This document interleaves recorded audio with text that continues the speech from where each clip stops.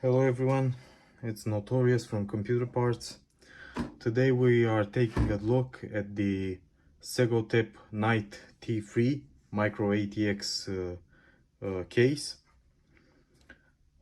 So without losing too much time, let's take a look at the case.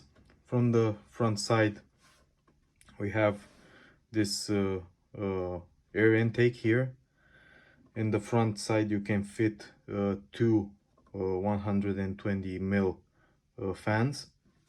You have USB 2.0, you have a headphone and a microphone jack, reset button, USB 3.0, the start button, a space for the optical drive. You don't find this anymore in modern cases, so for someone who needs an optical drive, this is a bonus. This was my case also.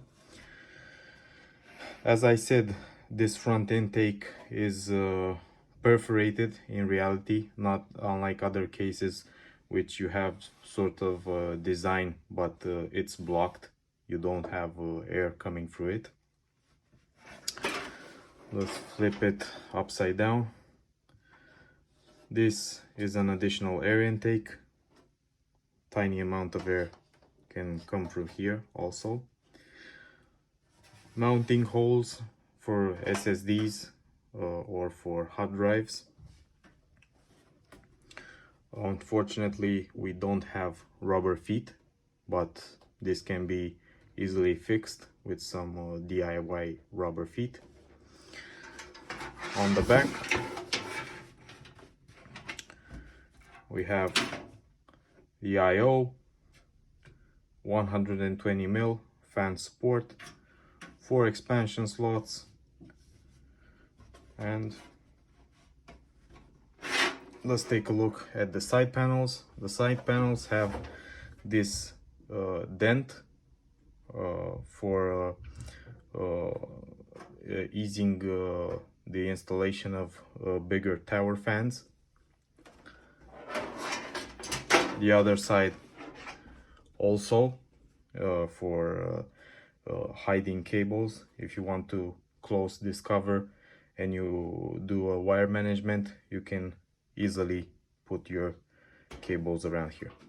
But let's take the panel off to see what options do we have. Okay, panel comes off easily. Pretty quality metal for the price. Keep in mind this is a very cheap computer case. So in the back, not too much space, but we have holes for passing our cables through them. Motherboard cutout. If you install a bigger cooler, you don't need to remove the motherboard. You can work your way from here. For zip ties, we have mounting points. Also, you want to route your cables around here, you can easily mount zip ties and cut them afterwards. Okay, another hole that you can use to route your wires. Let's put the panel back on and we will take a look inside. Okay, let's flip it on the other side.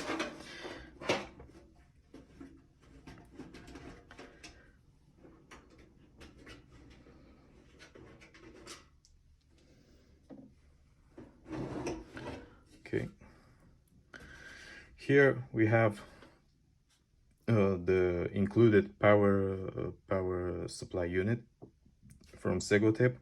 It is a 500 watt unit, but according the maximum power according to the manufacturer is 276 watts. Okay, it's a basic power supply. I mean, you have your 24 pin SATA Molex, 4 pin, another SATA and another Molex. These are all the connectors.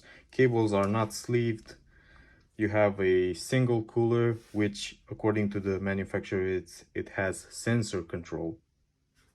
Okay, so this is a nice touch, meaning that if it's not under high load, the power supply unit is quite silent, and I'll say quite silent.